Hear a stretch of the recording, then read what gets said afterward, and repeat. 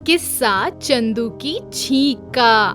गांव हाजिरपुर में भला कौन था जो चंदू को ना जानता हो, और भला कौन था जो उसे प्यार ना करता हो।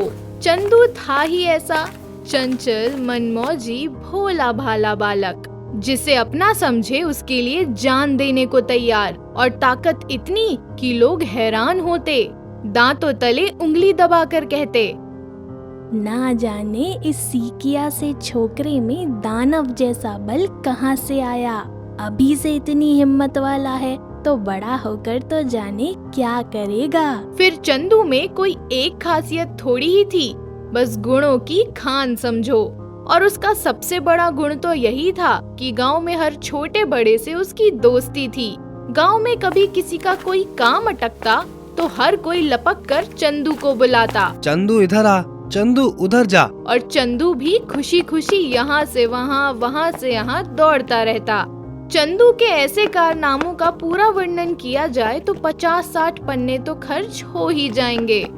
इसलिए बहुत ना कहकर इतना ही समझ लीजिए कि चंदू को जब देखो वो दोनों पैरों पर भागता ही नजर आता है। सुबह हो, दोपहर या रात, चंदू कहीं ना कहीं से आया जा रहा होता। इसका नतीजा ये हुआ कि चंदू को एक बीमारी लग गई। कोई बहुत बड़ी नहीं, छोटी सी बीमारी, छींकने की, मगर बीमारी ऐसी कि बस एकदम लाइलाज। कितने ही वैद्य हकीमों को दिखाया, मगर चंदू की छींक कोई बंद नहीं कर पाया। और छींक आती भी उसे इस जोर की थी कि यहाँ छींके तो तीसरे घर में पता चलता था कि चंदू छींक रहा है। और सुबह उठकर तो हालत ये होती थी कि चंदू छींकता तो छींकता ही जाता, देर तक उसकी छींक बंद ही नहीं होती थी। इसका नतीजा ये होता था कि आसपास जो देर तक सोने वाले थे उन्हें भी चंदू की छींक के मारे जबरन खाट से उठना पड़ जाता, क्योंकि चंदू की छींक की आवाज से आसपास के घरों की खाटें तक हिलने लग जाती थी। माँ थोड़ा परेशान होकर पूछती, क्या हुआ बेटा, ठीक तो है ना? और चंदू नाक पोंछता हुआ कहता, कुछ नहीं माँ, बस जरा सी छींक। माँ को तो आदत पड़ गई थी, पर आसपास के घरों के लोगों को लगता कि दूर कहीं फटाके छूट रहे हैं, या फिर कोई अलमस्त ढोल या ढोल नगाड़ा बजा रहा है, वो भी इतनी सुबह सुबह। चंदू की छींक की आवाज से कई बार बड़े बड़े खेल तमाशे भी हो जाते। जैसे एक बार गांव में कोई नया मेहमान आ गया जो घूमने के लिए निकला था। उसी समय चंदू की छींक की आवाज सुनकर बेचारा इतना घबराया कि एक पेड़ से चिपक गया। उसे लगा कि कोई भयंकर भूचाल आ गया है। जब गांव वालों ने उसे चंदू के बारे में बताया तो वो हंसते हंसते लोटपोट हो गया। बोला, कौन है वो बच्चा, जरा दिखाओ तो। और जब 15-16 साल का सीकिया सा चंदू उसके सामने आ खड़ा हुआ तो उसका मुंह खुला का खुला रह गया। बोला, अरे बाप रे, देखने में तो ये निरी पिद्दी है, मगर तुम तो इसके बारे में ऐसी ऐसी कहानियां सुनाते हो कि क्या कहने। फिर कुछ देर बाद वो हंसकर बोला, भाई मान गए चंदू, जब इतनी ताकतवर तुम्हारी छींक है फिर खुद भी तुम कम नहीं होगे।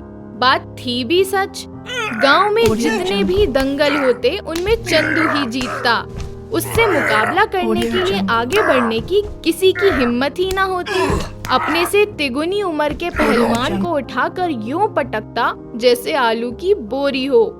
एक बार पड़ोसी गांव का लंबा चौड़ा मोटा पहलवान आया हाजिरपुर में। देखने में एकदम पहाड़ जैसा लगता था। उसने अपना नाम भी छांट कर रखा था, बघरा।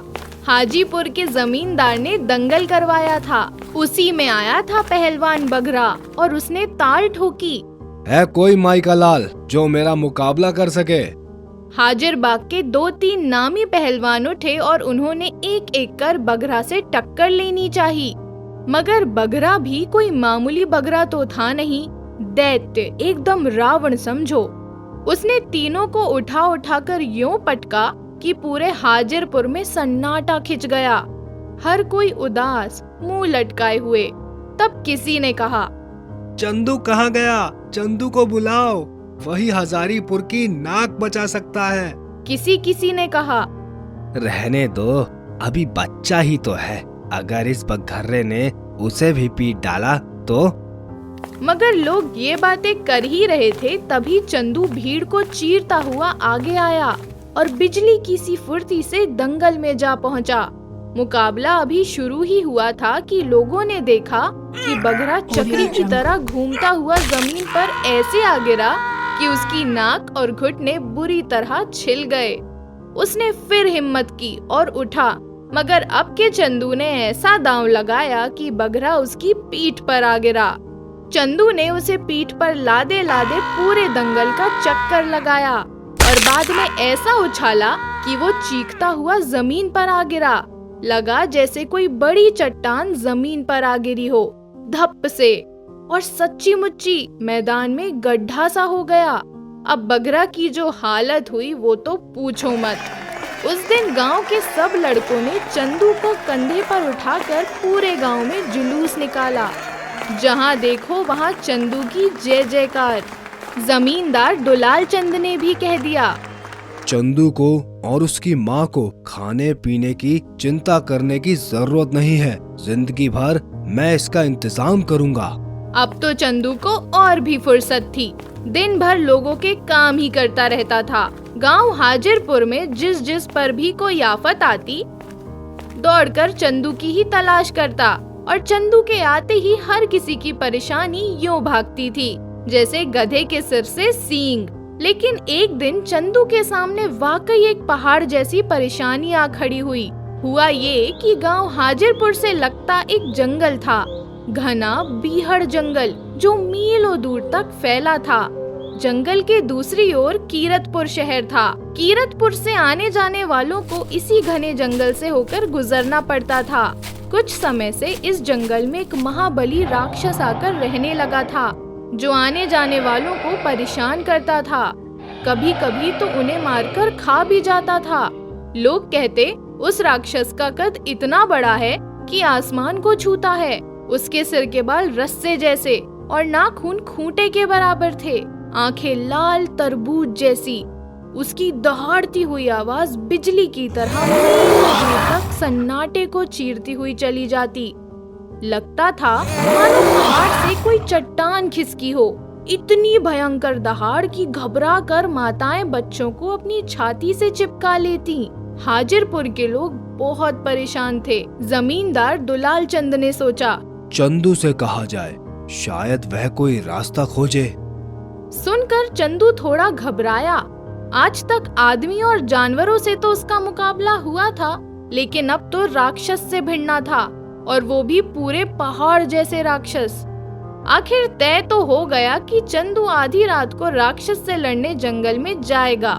रात हुई तो चंदू के दोस्त उसे उस बीहड़ जंगल की छोर तक छोड़कर चले गए। उन्होंने भीगी आंखों से विदा ली। अच्छा चंदू, होशियार रहना, क्योंकि ये मामूली राक्षस नहीं है, बहुतों की जान ले चुका है। इस पर चंदू हंसकर बोला, चिंता ना करो यार, मैं अभी मरने वाला नहीं हूँ, जल्दी ही लौट कर आऊंगा। चंदू पगडंडी पर चलता हुआ जंगल के बीचों बीच जा पहुंचा। वहाँ एक काले पत्थर की विशालकाय चट्टान थी। चंदू पीठ टिकाकर वहीं बैठ गया और राक्षस का इंतजार करने लगा। थोड़ी देर में इतनी मीठी मीठी सुगंधित हवा के झोंके आए कि चंदू को नींद आ गई। आखिर आधी रात होने को आई थी। चंदू दिन भर का थका तो था ही, झट खर्राटे लेने लगा। पर थोड़ी देर बाद उसे लगा कोई लाहे जैसे हाथों से उसे झंझोड़ कर उठा रहा है। चंदू की आंख खुली तो हक्का बक्का सामने राक्षस खड़ा था, एकदम काले पहाड़ जैसा, इतना विशाल जैसे उसके पैर जमीन और सिर आसमान को छू रहा हो। यहाँ क्यों मरने आ गया छोकरे? राक्षस ऐसा गरजा जैसे बादल फट पड़ा हो। चंदू वाकई डर गया, पर ऊपर ऊपर से उसने अपनी हिम्मत बनाई रखी। चुनौती उछाल कर बोला, मुझसे कुश्ती लड़ो तो पता चल जाएगा। कुश्ती? और तुमसे? राक्षस हंसा।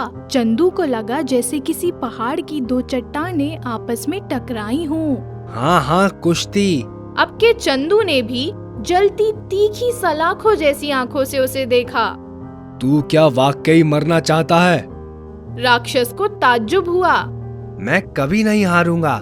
मेरे पिता ने मुझे ऐसे ऐसे गुर सिखाए हैं कि ये ले देख। कहकर चंदू उछला।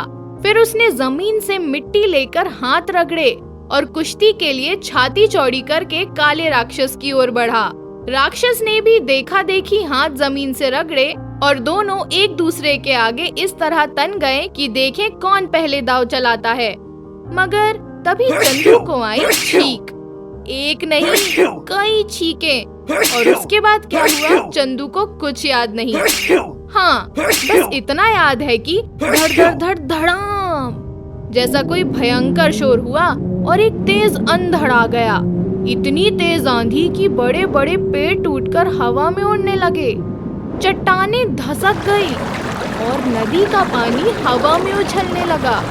ऐसी तेज आंधी थी कि राक्षस देखते ही देखते उड़ा, हवा में चक्री खाता हुआ पहुंचा आसमान में और वहां से सीधा नदी के पानी से गुड़ गुड़ गुड़ गुड़। फिर उसका क्या हुआ कुछ पता नहीं।